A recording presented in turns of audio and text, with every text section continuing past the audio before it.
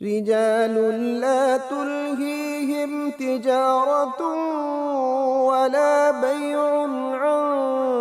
ذكر الله وإقام الصلاة وإيتاء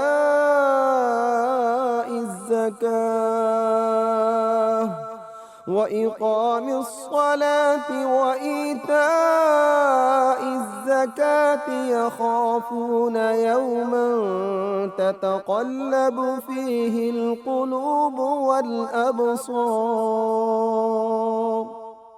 بسم اللہ الرحمن الرحیم۔ محترم ناظرین اور سامعین، پیغام ٹی وی کے خصوصی پروگرام میں جو عظیم اور اجل صحابہ کرام کے بارے میں آپ دیکھ رہے ہیں، بہت عرصے سے آپ کو مرحبا کہتے ہیں۔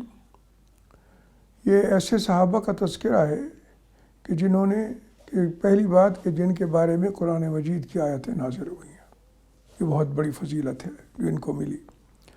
اور اس فضیلت کے حقدار وہ اس لیے تھے کہ جب وہ اسلام لے آئے، بہت سے تو ایسے تھے جو بہت پہلے لے آئے، بہت سے تھے جو دیر سے لے آئے، لیکن جب اسلام لے آئے تو اس کے بعد انہوں نے اپنے آپ کو رسول اللہ صلی اللہ علیہ وآلہ وسلم کے مشن کے لیے وقف کر دیا، اور رسول اللہ صلی اللہ علیہ وسلم جو دین لائے تھے اسی کے لیے ہو گئے۔ اللہ سے اور اللہ کے رسول سے اور اللہ کے دین سے محبت میں اتنا زیادہ بڑھ گئے کہ اللہ تبارک و تعالیٰ نے ان میں سے بہت سے لوگوں کے احوال کو سامنے رکھ کے قرآن کی آیات نازل فرمائیں جو رہتی دنیا تک، قیامت تک کے لیے سبق سکھاتی ہیں لوگوں کو کہ اللہ کے ہاں کون اتنے فضیلت رکھنے والے ہو سکتے ہیں کہ جن کے بارے میں اللہ تبارک و تعالیٰ آیات بھی اتارے، اور پھر ان آیات میں ایسے سبق ہوں جو زندگی کے ہر موڑ پر انسانوں کی رہنمائی کرتے رہیں۔ آج جس شخصیت کا ہم ذکر کرنا چاہتے ہیں وہ سیدنا خباب ابن الارت ہیں۔ خباب ابن ارت کا سلسلہ نسب یہ ہے، خباب بن الارت بن سعد بن خزیمہ بن کعب۔ یہ ایک عرب قبیلے کے فرد تھے، کوئی شک نہیں اس میں، لیکن ہوا یہ کہ جیسے اس زمانے میں قبائل میں آپس میں بڑی دشمنیاں چلتی تھیں، اور یہ لوگ بعد میں تو یہ دنیا میں اونچے اخلاق اور کردار کے لیے مثال بن گئے، لیکن اسلام سے پہلے ان کی حالت بہت بری تھی۔ بڑے سنگ دل لوگ تھے، انتہائی ظلم و ستم کرنے والے، انتہائی مال سے محبت کرنے والے، گندی عادتوں میں مبتلا خراب لوگ تھے یہ۔ تو ان کا جو دشمن قبیلہ تھا، جس قبیلے سے ان کا تعلق تھا خزیمہ بن کعب سے، اس کے ایک دشمن قبیلے نے حملہ کیا اور بہت سے لوگوں کو پکڑ لیا اور ان کو بیچا، اور خباب جو تھے وہ چھوٹی عمر میں تھے، ابھی بہت زیادہ بڑے نہیں ہوئے تھے، تو ان کو لا کے سب سے بڑی منڈی ان کے خیال میں مکہ میں تھی، جہاں کہ قریش کے پاس پیسے تھے، تجارت کرنے والے تھے، باہر سے لوگ آتے تھے اور آ کے وہ یہاں پیسے خرچ کرتے تھے، تو یہاں ایک اچھی منڈی سمجھی جاتی تھی چیزوں کی، تو انہوں نے لا کے خباب کو وہاں بیچ دیا۔ اور خریدنے والا کون تھا؟ ان میں انمار، یہ خاتون تھی، بنو خزاعہ سے تعلق تھا، ام انمار الخزاعیہ، کہ جس کا پیشہ یہ تھا کہ وہ عورتوں کے ختنے کرتی تھی۔ یہ اسلام کے آنے سے پہلے بہت پرانا رواج چلا آ رہا تھا کہ عورتوں کے ختنے کیے جائیں، اس کی اپنی حکمتیں تھیں، فائدے نقصان جو بھی، بہرحال اسلام نے آ کے اس کو یہ کہا کہ بھی جو ضروری سمجھے، جس کے لیے ضروری ہو کسی علاج کے حوالے سے تو وہ کروا لے، ورنہ کسی عورت کے لیے ضروری نہیں ہے، یہ ختنہ مردوں کے لیے ہے، یہ اسلام کی رحمت ہے۔ تو وہ ختنہ کرنے والی خاتون جو تھی اس نے اس کو لے لیا، ان کو، یہ اللہ تبارک و تعالیٰ نے ان کو چن لیا ہوا تھا خباب کو، تو اللہ تبارک و تعالیٰ نے ان کے دل میں یہ بات ڈال دی کہ میں ابھی آیا ہوں، یہ مکہ ایک بڑا شہر ہے، تو مجھے کوئی ایسا پیشہ اختیار کرنا چاہیے، ایسی چیز سیکھنی چاہیے جو میرے کام آئے، اور کام آنے کے کئی فائدے ہو سکتے ہیں۔ ایک تو یہ ہے کہ میں پیسے کماؤں اگر بہت سارے، تو میں اپنے وہ جو ہے میری مالکن، اس کو پیسے دے کے میں اپنی آزادی خرید لوں گا اس سے۔ دوسری بات اسے یہ بھی تھا کہ بھئی میں ایک اچھی زندگی گزاروں گا، پیسے ویسے ہوں گے تو اس نے سوچ ساچ کے نا اللہ نے ان کے دل میں ڈال دی خباب کے، اور انہوں نے لوہار کا پیشہ اپنا لیا، اور لوہار بھی عام لوہار نہیں بلکہ ہتھیار بنانے والے لوہار، نیزے بنانے، تلواریں بنانی وغیرہ وغیرہ۔ اب یہ تو ایک بڑا فن تھا، اور اس سے پیسے بھی ملتے تھے، اس لیے کہ ایک تو خود مکہ والے جو ہیں وہ بھی بڑے جنگجو لوگ تھے، انہیں اپنے مال کی، اپنے تجارتی قافلوں کی حفاظت کی ضرورت پڑتی تھی، انہیں ہتھیار چاہیے تھے، ان کے پاس سپاہی ہوتے تھے جن کو وہ مسلح کر کے اپنی حفاظت کے لیے ساتھ بھی لے جاتے تھے، اپنے گھروں میں بھی رکھتے تھے۔ نمبر 2 یہ ہے کہ وہ شکار کرنے کے شوقین تھے، اس کے لیے بھی وہ چاہیے، اسلحہ چاہیے۔ تو نتیجہ یہ ہوا کہ خباب بن الارت جو ہیں وہ خوب پیسے کمانے لگے، اور اسی طرح سے اس پیسے کمانے کے حوالے سے ان کی صورت یہ بنی کہ انہوں نے اپنی آزادی بھی خرید لی، اور وہ آزاد بھی ہو گئے، اور اللہ نے ان کو چن بھی لیا کہ کچھ اور لوگ بھی تھے جن کے ساتھ مل کے یہ اللہ کے رسول صلی اللہ علیہ وسلم کے قریب سے گزرے۔ تو آپ قرآن مجید پڑھ رہے تھے، اس نے کچھ قرآن کے الفاظ، کچھ آیتیں ان کے کانوں میں پڑی اور دل میں اتر گئیں، اور جب دل میں اتر گئیں تو یہ تو منتخب تھے اللہ کی طرف سے، اللہ تبارک و تعالیٰ نے ان کو چنا ہوا تھا، دل میں وہ اتری تو یہ ایمان لے آئے، اور اللہ کے رسول صلی اللہ علیہ وآلہ وسلم کے ساتھ آ کے باقاعدہ آپ کے پاس آ کے اسلام کے بارے میں معلوم کیا، اور پھر اللہ تبارک و تعالیٰ کے رسول صلی اللہ علیہ وسلم کے ہاتھ پہ ایمان لے آئے۔ حضرت خباب جو ہیں وہ حداد گیری کا یہ کام، یہ اسلحہ سازی کا یہ کام کرتے رہے، اور پھر جب مسلمان ہو گئے تو انہوں نے ایک اور بڑا کام اللہ نے ان سے لیا، وہ شروع کر دیا، اور وہ یہ تھا کہ بہت سے لوگ تھے غلاموں میں سے، کمزور ضعیف لوگوں میں سے، اور وہ اللہ کے رسول صلی اللہ علیہ وسلم کے بارے میں سنا تھا انہوں نے، یا کہیں گزرتے ہوئے ان کے کانوں میں بھی قرآن کی آیات پڑھتی تھیں، تو وہ لوگ ایسے تھے جو رسول اللہ صلی اللہ علیہ وسلم کے پاس حاضر ہو کے ایمان لانا چاہتے تھے، لیکن کمزور تھے، مالکوں سے ڈرتے تھے، اور مالکوں نے ان لوگوں کو بہت سخت پابندیوں میں رکھا ہوا تھا، اور صرف پابندیاں نہیں تھیں بلکہ ان پہ ظلم و ستم بھی، وہ والے کو زمانے میں اپنے غلاموں کے ساتھ برا سلوکی کرتے تھے۔ تو حضرت خباب بن ارت نے ایک کام شروع کر دیا، اور کام کیا تھا کہ وہ ایسے مسلمانوں کا پیغام رسول اللہ صلی اللہ علیہ وسلم کے پاس لاتے، ان کے سوالات لاتے، ان کی طرف سے جو اسلام کے بارے میں پوچھا جاتا وہ سوال بھی رسول اللہ صلی اللہ علیہ وسلم کے پاس لاتے، ان سے دین کے احکام سیکھتے، اور جا کے ان کمزور مسلمانوں کو سکھاتے، ان کو قرآن بھی پڑھاتے۔ تو یہ خباب بن ارت کا ایک بڑا کام تھا جو اللہ تبارک و تعالیٰ نے ان سے اسی زمانے میں لینا شروع کر دیا، اور اس کا نتیجہ پتہ کیا نکلا؟ نتیجہ یہ نکلا کہ مکے کے جو بہت نیچے کے طبقے کے لوگ تھے اور جو غلام وغیرہ تھے، ان میں سے ایک بڑی تعداد مسلمان ہو گئے۔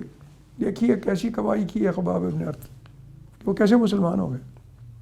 خباب ابن ارت نے ایک بڑا کردار اور ادا کیا، اور وہ کردار جو ہے وہ بہت آپ نے سنا ہوا بھی ہے اس کے بارے میں، اور بہت اہم بڑا کردار ہے۔ وہ کردار ہے حضرت عمر رضی اللہ تعالیٰ عنہ کے اسلام لانے میں ایک کردار یہ بھی تھے۔ اگرچہ وہ اسلام لائے تو اصل اسباب جو تھے بہت سارے تھے، جن میں ان کی بہن فاطمہ بنت خطاب ان کا، اور ان کے میاں سعید رضی اللہ تعالی عنہما ان کا ایمان لانا تھا، پھر ان کی بے خوفی تھی وغیرہ وغیرہ، لیکن اس میں ایک حصہ خباب ابن ارت کا بھی تھا۔ جیسے میں نے پہلے بتایا ہے کہ خباب رسول اللہ صلی اللہ علیہ وسلم کی خدمت میں حاضر رہتے اور قرآن سیکھتے تھے، اور لوگوں کے سوالات آپ تک لے جاتے تھے اور ان کے جواب دیتے تھے۔ تو خباب ابن ارت جو ہے وہ قرآن چونکہ پڑھنا بھی جانتے تھے، انہوں نے سیکھ لیا تھا پڑھنا بھی، تو اس لیے حضرت فاطمہ بنت خطاب اور ان کے میاں حضرت سعید، انہوں نے ان کو انگیج کر لیا کہ آپ ہمیں آ کے قرآن پڑھایا کریں۔ تو مختلف چیزیں لکھی ہوئی کہ پڑھ لیتے تھے تو وہ ان کو پڑھاتے تھے، اور جب حضرت عمر کا واقعہ ہوا ہے اسلام لانے کا، تو اس وقت سورہ طٰہٰ تھی جو لکھی ہوئی موجود تھی حضرت فاطمہ بنت خطاب حضرت عمر کی ہمشیرہ اور ان کے میاں کے پاس، اور خباب ابن ارت اندر بیٹھے ہوئے تھے، اور وہ اندر بیٹھے ہوئے ان کو قرآن مجید کی یہ صورت پڑھا رہے تھے۔ اور ہوا کیا کہ ایک شخص تھا اور نعیم ابن عبداللہ، وہ حضرت عمر کا رشتہ دار بھی تھا، اور وہ واقف بھی تھا اس بات سے کہ رسول اللہ صلی اللہ علیہ وسلم پر ایمان لے آئے ہیں ان کی بہن اور ان کا بہنوئی، اور وہ خود بھی مسلمان تھا، نعیم ابن عبداللہ۔ ایک دن اس نے دیکھا کہ حضرت عمر جو ہیں وہ بڑے تلوار ننگی کر کے اور لہراتے ہوئے جا رہے ہیں بڑے غضبناک عالم میں، جیسے کسی کو قتل کرنے کا ارادہ ہو۔ تو انہیں فکر ہوئی کہ یہ پتہ نہیں کہاں کا ارادہ ہے۔ پیچھے گئے تو دیکھا کہ ان کا ارادہ جو ہے، ان کی باتوں سے اندازہ لگایا کہ یہ اللہ کے رسول صلی اللہ علیہ وسلم کو نقصان نہ پہنچائے۔ تو انہوں نے جا کے کہا، ارے بھائی کہاں جا رہے ہیں آپ؟ حضرت عمر سے کہا، انہوں نے اس وقت اسلام نہیں لائے تھے، تو انہوں نے سیدھی بات کر دی کہ میں اس فتنے کو ختم کرنے جا رہا ہوں، نعوذ باللہ من ذالک۔ رسول اللہ صلی اللہ علیہ وسلم کے بارے میں کہا ان کا کام تمام کر دوں گا، یہ ساری ہماری قوم کو جو ہے بانٹ دیا ہے، اختلاف پیدا کر دیا ہے، ہمارے بتوں کو، ہمارے خداؤں کو برا بھلا کہتے ہیں وغیرہ وغیرہ، آج میں اس کا علاج کر دوں گا۔ تو نعیم بن عبداللہ رضی اللہ تعالیٰ عنہ نے کہا کہ عمر، بنو عبد مناف جو ان کا قبیلہ ہے، تم اس کا مقابلہ کیسے کرو گے؟ وہ تمہیں چھوڑ دیں گے۔ بھائی رسول اللہ صلی اللہ علیہ وسلم کو نقصان پہنچانے کے ارادے سے پہلے اپنا گھر تو سنبھالو۔ اس نے کہا کیا ہوا میرے گھر کو؟ اس نے بتا دیا کہ تیری بہن اور تیرا بہن وہ اسلام قبول کر چکے۔ بڑے غصے میں آ گئے حضرت عمر رضی اللہ تعالیٰ عنہ، اور کہنے لگے کہ اچھا میں جا کے ان کو بھی سیدھا کرتا ہوں۔ لیکن یہ بات بھی آپ کو بتا دوں کہ یہ اس وقت کا واقعہ ہے جو اس سے تھوڑا وقت پہلے ہی رسول اللہ صلی اللہ علیہ وسلم نے دعا فرمائی تھی کہ اے اللہ اس دین کی حفاظت کے لیے ہماری مدد فرما، اور ابو جہل کو اسلام میں داخل کر دے تو بہت سارے فتنے ختم ہو جائیں گے، اور اس سے لوگ ڈریں گے، اور اسلام اور مسلمانوں کو تکلیف نہیں ہوگی اور اسلام پھیلے گا۔ یا پھر عمر ابن خطاب کو یہ دعا فرما چکے تھے،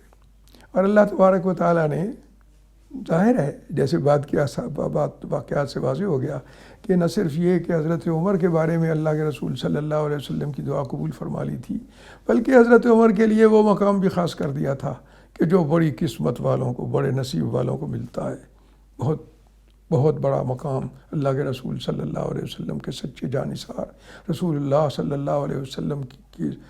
کے لیے اپنی جان قربان کر دینے کے لیے تیار، رسول اللہ صلی اللہ علیہ وسلم کو خوبصورت مشورے دینے والے، اللہ کے رسول صلی اللہ علیہ وسلم کے دشمنوں کا کلا کم کرنے والے،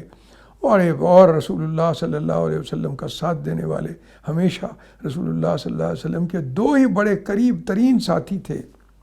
اپنے گھر والوں کے علاوہ، وہ حضرت ابوبکر صدیق تھے اور حضرت عمر تھے۔ اس کی گواہی حضرت علی نے بھی دی ہے خود۔ حضرت علی رضی اللہ تعالیٰ عنہ کے حوالے سے مسلم کی روایت ہے، عبداللہ بن عباس فرماتے ہیں کہ جب حضرت عمر رضی اللہ تعالیٰ عنہ کی تدفین کا وقت آیا تو ہم ان کے قبر کے باہر کھڑا تھا میں بھی، تو اتنے میں نے ایک آواز سنی کہ کوئی صاحب یہ کہہ رہے تھے کہ میں گواہی دیتا ہوں اس بات کی کہ رسول اللہ صلی اللہ علیہ وسلم سے میں نے اکثر جب بھی بات سنی یہی کہ میں نے اور ابو بکر اور عمر نے فلاں کام کیا، میں اور ابو بکر اور عمر فلاں جگہ گئے، میں اور ابو بکر اور عمر نے یہ ارادہ کیا وغیرہ وغیرہ۔ تو عبداللہ بن عباس کہتے ہیں میں نے پیچھے دیکھا تو حضرت علی رضی اللہ تعالیٰ عنہ تھے۔ میں نے کہا آپ یہ فرما رہے ہیں؟ کہا ہاں میں نے ہمیشہ اسی طرح سنا ہے، اور اللہ تبارک و تعالیٰ نے حضرت عمر کو اللہ کے رسول صلی اللہ علیہ وسلم کے ممتاز ترین ساتھیوں میں سے بنایا۔ تو یہ حضرت علی نے بھی گواہی دی اس کی۔ اور حضرت عمر رضی اللہ تعالیٰ عنہ جو ہیں وہ جب آئے ہیں تو اس وقت خباب نے جو کردار ادا کیا وہ بھی سن لیں۔ حضرت عمر رضی اللہ تعالیٰ عنہ غصے میں کھولتے ہوئے تلوار رنگی بھائی اور بہن کے گھر میں پہنچے، اور اندر سے آواز سنی تو انہیں پتہ لگا کہ کوئی شخص، کسی آدمی کی آواز ہے۔ اندر دروازہ کھلوایا، اندر گئے تو انہوں نے چھپا لیا وہ جو سورہ طٰہٰ لکھی ہوئی تھی ان کی ہمشیرہ محترمہ نے، اور چھپا کے تو حضرت عمر رضی اللہ تعالیٰ عنہ غصے میں تھے، کہنے لگے کون ہے جس کی آواز میں نے سنی ہے؟ انہوں نے کہا نہیں کوئی آواز نہیں میں نے سنی ہے، کسی مرد کی آواز سنی ہے۔ انہوں نے کہا نہیں۔ تو انہوں نے جا کے نا حضرت فاطمہ بنت خطاب اپنی ہمشیرہ کو مارا اور ان کے خون بھی نکلا۔ ان کے بہنوئی آگے آئے تو ان کو بھی، وہ اپنی اہلیہ کو بچانے کے لیے آگے آئے تو ان کو بھی مارا۔ لیکن جب حضرت فاطمہ بنت خطاب سگی بہن تھی اور انہوں نے جب یہ مارا تو وہ بے خوف ہو کے کہنے لگے ہاں عمر ہم مسلمان ہو چکے ہیں، جو مرضی آئے کرنا ہے کر لو، جو بگاڑنا ہے بگاڑ لو، جو تمہارے ہاتھ میں ہے اللہ تبارک و تعالیٰ اسی طرح سے پھر تمہارے ساتھ سلوک کرے گا۔ تو حضرت عمر نے جب یہ بہادری بہن کی دیکھی اور خون بہتا ہوا دیکھا تو اللہ تبارک و تعالیٰ نے ان کے دل میں تبدیلی ڈال دی۔ تو حضرت عمر کہنے لگے کہ اچھا مجھے دکھاؤ وہ کیا تھا وہ جو تم پڑھ رہے تھے۔ تو وہ حضرت فاطمہ نے کہا کہ نہیں میں تمہیں نہیں دے سکتی، اس لیے کہ تم مشرک ہو اور وہ اللہ کی کتاب ہے، تو کوئی مشرک جو ہے، مشرک تو پلید ہوتے ہیں، تم ہاتھ نہیں لگا سکتے۔ تو اس نے کہا پھر میں کیا کروں؟ حضرت عمر نے پوچھا تو کہنے لگی پہلے غسل کرو، پھر ایمان لاؤ گے تو میں پھر اس کے بعد تمہیں دوں گی وہ جز۔ تو حضرت عمر رضی اللہ تعالیٰ عنہ گئے، غسل کیا، غسل کر کے واپس آئے تو حضرت خباب بن عرت نے جب ان کی بات سنا تو انہوں نے دے دیا وہ سورہ طٰہٰ جو لکھا ہوا نسخہ تھا ایک، وہ سورہ طٰہٰ وہ دے دی۔ حضرت عمر نے اس کو پڑھنا شروع کر دیا اور اللہ نے ان کے دل میں اس کو ڈال دیا۔ تو حضرت عمر نے بے ساختہ پھر زبان سے نکل گیا کہ یار کیا خوبصورت بات ہے، کتنا خوبصورت کلام ہے اور کتنی عمدہ بات ہے اس کے اندر۔ خباب یہ سن رہے تھے، وہ نکل آئے اور کہنے لگے خطاب کے بیٹے اللہ نے تجھے چن لیا۔ اس نے کہا کیوں، کس بات پہ؟ تو تھا جو چھپا ہوا تھا؟ کہ ہاں۔ کہتے ہیں کہ میں تمہیں یہ بتانے آیا ہوں کہ دیکھ رسول اللہ صلی اللہ علیہ وسلم نے دعا کی تھی ہمارے سامنے کہ اللہ اس دین کو یا تو ابو جہل ابن ہشام کے ذریعے سے اس دین کی تائید فرما یا عمر بن خطاب کے ذریعے سے، تو آ گیا ہے اور تو نے اس کو پڑھ بھی لیا ہے اور تیرے دل میں اس کی خوبصورتی بھی آ گئی ہے، تو مجھے لگتا ہے کہ تیرے بارے میں وہ دعا قبول ہو گئی۔ تو وہ کہنے لگے ہاں بالکل ٹھیک ہے۔ تو انہوں نے پھر حضرت خباب سے کے سامنے ہی کہا کہ اچھا ٹھیک ہے میں اسلام لاتا ہوں۔ تو انہوں نے حضرت خباب سے ہی وہ سارا کلمہ بھی پڑھ لیا اور کلمہ پڑھ کے انہوں نے کہا کہ مجھے بتاؤ کہ رسول اللہ صلی اللہ علیہ وسلم کہاں ہے۔ تو خباب ابن عرت نے بتایا کہ وہ کوہ صفا کے قریب فلاں جگہ اس پہاڑی کے اس فلاں حصے پہ ہیں، دار ارقم کا نام لیا۔ تو حضرت عمر رضی اللہ تعالیٰ عنہ اسی طرح تلوار لہراتے ہوئے جیسے ان کے ہاتھ میں تھی وہ ادھر چل پڑے۔ کسی نے جھانک کے دیکھا کہ حضرت عمر ہیں، ان کے ہاتھ میں تلوار ہے، اور وہ خوفزدہ ہوا۔ اس نے کہا یا رسول اللہ عمر ہے اور ننگی تلوار لے کے آیا ہوا ہے اور اس کے ارادے ٹھیک نہیں لگتے۔ تو رسول اللہ صلی اللہ علیہ وسلم سے پہلے حضرت حمزہ بول پڑے، کہنے لگے آنے دو اس کو، اگر اس نے اللہ کے رسول صلی اللہ علیہ وسلم کے قریب آ کے کوئی شرارت کرنے کی کوشش کی تو ہم اسی کی یہ تلوار اسے چھین کے اسی سے اس کا کام تمام کر دیں گے۔ رسول اللہ صلی اللہ علیہ وسلم نے بھی فرمایا کہ ہاں اس کو اجازت دے دو۔ جب عمر اندر آئے تو حضرت حمزہ نے پکڑ لیا ان کو اور رسول اللہ صلی اللہ علیہ وسلم کے سامنے لے آئے، اور رسول اللہ صلی اللہ علیہ وسلم نے حضرت عمر کے دامن کو پکڑ کے جھٹکا اور کہا عمر تم باز نہیں آؤ گے، کس ارادے سے آئے ہو؟ جو ارادہ کر کے آئے ہو اللہ تعالیٰ وہی سلوک تمہارے ساتھ کرے گا۔ حضرت عمر نے کہا اے اللہ کے رسول میں اسلام قبول کرنے آیا ہوں۔ اللہ تبارک و تعالیٰ نے یہ ان کے دل میں ڈال دی تھی بات، اللہ نے انہیں کو چن لیا تھا اور قرآن مجید کو پڑھ لیا تھا جب تو اس کی خوبصورتی نے اپنا اسیر بھی بنا لیا تھا۔ انہوں نے کہہ دیا کہ اے اللہ کے رسول میں آپ پہ ایمان لاتا ہوں، اللہ پہ ایمان لاتا ہوں، اللہ نے آپ کو بھیجا ہے آپ پہ ایمان لاتا ہوں، اور آپ کے ذریعے جس وحی کو بھیجا ہے، جس کتاب کو بھیجا ہے اس پہ ایمان لاتا ہوں۔ اللہ کے رسول صلی اللہ علیہ وسلم خوش ہو گئے اور بلند آواز سے آپ کی زبان مبارک سے اللہ اکبر جو ہے وہ آپ نے کہہ دیا۔ تو آپ کی بات سن کے مسلمانوں کو پتہ چل گیا کہ مسلمان ہو گئے ہیں عمر، اور وہ بڑے خوش ہو گئے اور سب نے اللہ اکبر کا نعرہ بھی لگایا اور اللہ تبارک و تعالیٰ کے رسول صلی اللہ علیہ وآلہ وسلم کے قریب بھی آ گئے۔ اور نتیجہ یہ نکلا کہ حضرت عمر رضی اللہ تعالیٰ عنہ انہوں نے پھر آ کے کہہ دیا یہ قریش کی مجلس میں کہ لوگوں سن لو، جس نے اپنے بچوں کو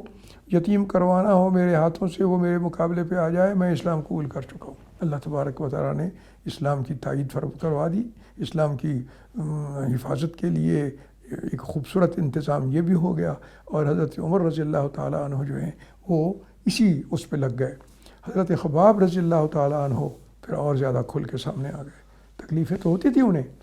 لیکن اس کے باوجود مزید کھل کے آ گئے۔ وہ حضرت عمر رضی اللہ تعالیٰ عنہ تک بھی لوگوں کی جو ہے وہ پہنچاتے تھے کہ فلاں فلاں آدمی ہے جو اسلام قبول کرنا چاہتا ہے وغیرہ وغیرہ. حضرت رسول اللہ صلی اللہ علیہ وسلم کے پاس بھی تھے. تو اسی طرح سے پھر وہ حضرت عمر کے بھی قریب ہو گئے, ان کے دوستوں میں شامل ہو گئے اور اسلام کی تبلیغ میں بھی لگ گئے, اور ان کی وجہ سے بہت سارے لوگ مسلمان بھی ہو گئے. ایک واقعہ ہے حضرت عمر رضی اللہ تعالیٰ عنہ کا خوبصورت, ان کے دور کا. جب حضرت عمر امیر المومنین تھے تو ایک دن خباب ابن ارت ان کے پاس آئے. تو حضرت عمر رضی اللہ تعالیٰ عنہ نے خباب ابن ارت کو, وہ دوست بھی تھے, ان کا عزت بھی تھی, انہیں اپنی نشست پہ بٹھا دیا. امیر المومنین جہاں بیٹھتے تھے وہاں بٹھا دیا.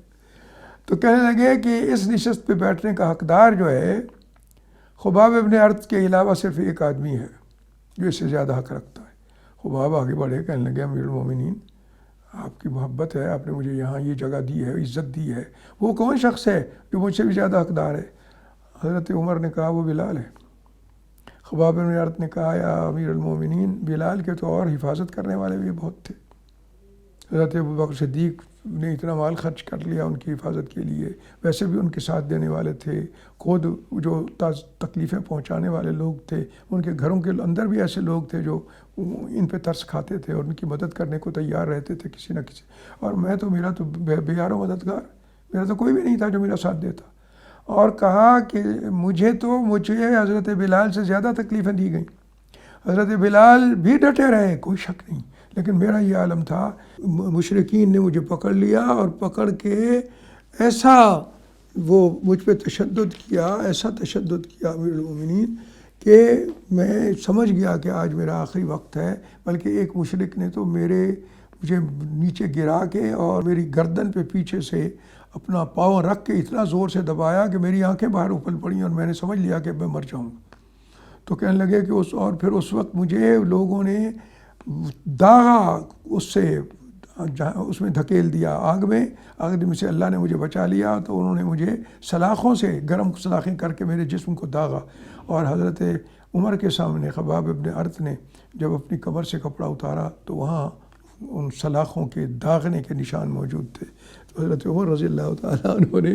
بہت ان کے لیے دعائیں بھی کیں اور اللہ تبارک و تعالیٰ کا شکر بھی ادا کیا. اور حضرت خباب ابن ارت جو ہیں وہ پہلے سے ہی حضرت عمر کے ساتھ ان کا بہت قریبی تعلق تھا, وہ تعلق اور زیادہ مضبوط ہو گیا. اور خباب جو ہیں وہ حضرت عمر کے بہت قریب ہونے کے ساتھ ساتھ انہوں نے پھر یہ کیا کہ اللہ کے رسول صلی اللہ علیہ وآلہ وسلم کے لیے اپنی جان قربان کر دینے کو تیار رہنے لگے. ہمیشہ ہر جہاد میں جانا, ہر جگہ ساتھ رہنا, اور رسول اللہ صلی اللہ علیہ وآلہ وسلم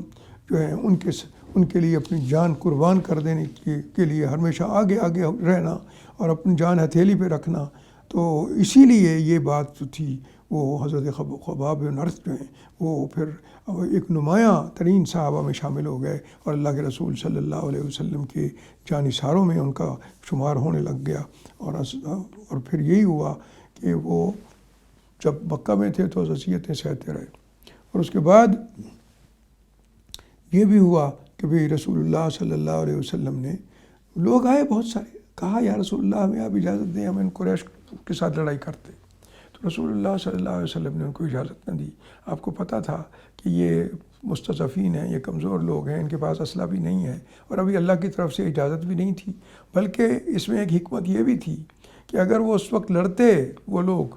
اور اگر اللہ کے لیے لڑتے تو یہ بھی ہو سکتا ہے, اللہ نے تو کیا ہے کہ بھئی وہ بہت سارے کمزوروں کو جو اس کے لیے لڑ رہے ہوں وہ بڑے بڑے طاقتوروں پہ فتح دے دیتا ہے, تو ہو سکتا ہے. لیکن یہ فائدہ اس کا ہوا کہ اگر اس وقت وہ لوگ لڑتے تو بہت سارے لوگ مکے کے جو ہیں وہ ان کے ہاتھوں مر جاتے, اور جو اس وقت مر جاتے وہ جہنمی ہوتے.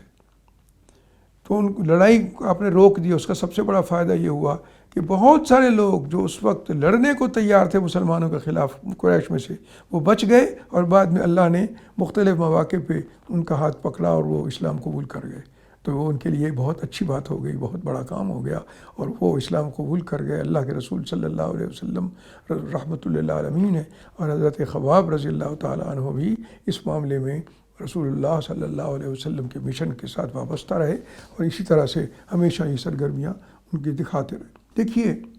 اس وقت بھی صورتحال یہی ہے کہ اللہ تبارک و تعالیٰ کے دین سے وابستگی کے لیے پر بڑی شدید قسم کے تشدد اور شدید قسم کی سزائیں لوگوں کو ملتی ہیں۔ خباب ابن ارت رضی اللہ تعالیٰ عنہ اس طرح سے اللہ کے رسول صلی اللہ علیہ وسلم کے مشن کا حصہ بن گئے اور حضرت عمر رضی اللہ تعالیٰ عنہ کے ساتھی بن گئے، اور ساری عمر جہاد میں چلتے رہے، جاتے رہے، اور اپنے آپ کو اسلام کے لیے وقف کیے رکھا، اور رسول اللہ صلی اللہ علیہ وسلم کے دین کے لیے جان نثاری کے لیے اپنے آپ کو وقف کر دیا۔ اور یہی وہ خوبیاں ہیں جن کی وجہ سے یہ بہت ممتاز صحابہ میں شمار ہوتے تھے۔ حضرت خباب ابن ارت رضی اللہ تعالیٰ عنہ کے بارے میں ایک بات یہ بھی میں نے پہلے عرض کر دوں کہ وہ جب بیمار ہوئے اور شہادت کے متمنی تھے، بعض لوگ تو کہتے ہیں کہ ان کو شہادت ملی، بعض کہتے ہیں کہ نہیں، وہ زخمی تو ہوئے تھے لیکن پھر جا کے مدینہ واپس چلے گئے اور مدینہ میں جا کے ان کا انتقال ہوا۔ بہرحال جو بھی صورت ہے، لیکن آپ کو میں یہ بتاؤں کہ ان کے جہاد کا شوق کا یہ عالم تھا۔ ایک واقعہ سن لیں آخر میں خوبصورت، ان کے جہاد کے شوق کا یہ عالم تھا کہ وہ جہاد کے لیے جاتے ہوئے ان کے پاس کچھ نہیں تھا، پیچھے بچوں کو کیا دیں، بیوی ان کی بھی مسلمان اور بڑی عمدہ خاتون، بچے بھی تھے، تو وہ جاتے ہوئے جہاد کے لیے وہ ایک بکری تھی ان کے پاس، صرف وہی وہ ان کو دے دیتے تھے اور کہتے تھے کہ یہ جب میں چلا جاؤں تو بیوی سے کہا کہ تم شاید نہ اس کا دو سکو، تمہیں دقت ہو تو تم اصحاب صفہ کی طرف چلی جانا، تو ان سے کہنا وہ تمہیں دودھ دو دیا کریں گے۔ ان کا یہ بھی خیال تھا کہ یہ بابرکت لوگ ہیں تو ان کی برکت بھی ملے گی۔ اور جب ان کی بیوی لے کے گئی تو وہاں اللہ کے رسول صلی اللہ علیہ وسلم موجود تھے، یہ باہر چلے گئے جہاد پہ، صرف وہی بکری گھر چھوڑ گئے، اسی سے ہی روزی ملنی تھی سب کو۔ تو اللہ کے رسول صلی اللہ علیہ وسلم نے ان سے کہا کہ بی بی تم اپنے گھر سے جو سب سے بڑا برتن ہو وہ لے کے آؤ، تو وہ ایک بہت بڑا برتن آٹا واٹا جو اس میں رکھا جاتا تھا وہ لے کے آئیں۔ رسول اللہ صلی اللہ علیہ وسلم نے ہاتھ پھیرا اس بکری کے تھنوں پہ اور دھونا شروع کر دیا، تو وہ سارا کا سارا بھر گیا، اور پھر کہا کہ پیو، ان کو بھی پلایا، جو موجود تھے لوگ ان کو بھی پلایا، اور اس کے بعد وہ برتن ویسا کا ویسا بھرا رہا اور کہا گھر لے جاؤ اور پیا کرو۔ تو اس کے بعد تو بڑے آسانی ہو گئی، جب بھی ضرورت ہوتی تھی بیوی ان کی جو ہے وہ بڑا سارا برتن لے آتی اور بکری لے آتی رسول اللہ صلی اللہ علیہ وسلم کے پاس، اور اللہ کے رسول خود ان کے لیے دودھ دھوتے تھے۔ اس سے آپ اس بات کا بھی اندازہ لگائیں کہ رسول اللہ صلی اللہ علیہ وسلم کی رحمت کیا ہے۔ ایک عام سپاہی ہے، جہاد کے لیے گیا ہوا ہے، انتظام موجود ہے، اصحاب صفہ بھی دودھ دو کے دے سکتے ہیں، لیکن رسول اللہ صلی اللہ علیہ وسلم کی خوبی دیکھیے کہ آپ نے اپنے ہاتھوں سے پسند فرمایا کہ وہ جو جہاد کے لیے گیا ہوا ہے اس کے بچوں کی خبرگیری میں خود کروں، تو اپنے ہاتھوں سے دودھ دہا، اور اس کی برکتیں بے پناہ ہو گئیں، اور ایسی ہو گئیں کہ جب واپس آئے نا یہ خباب ابن ارت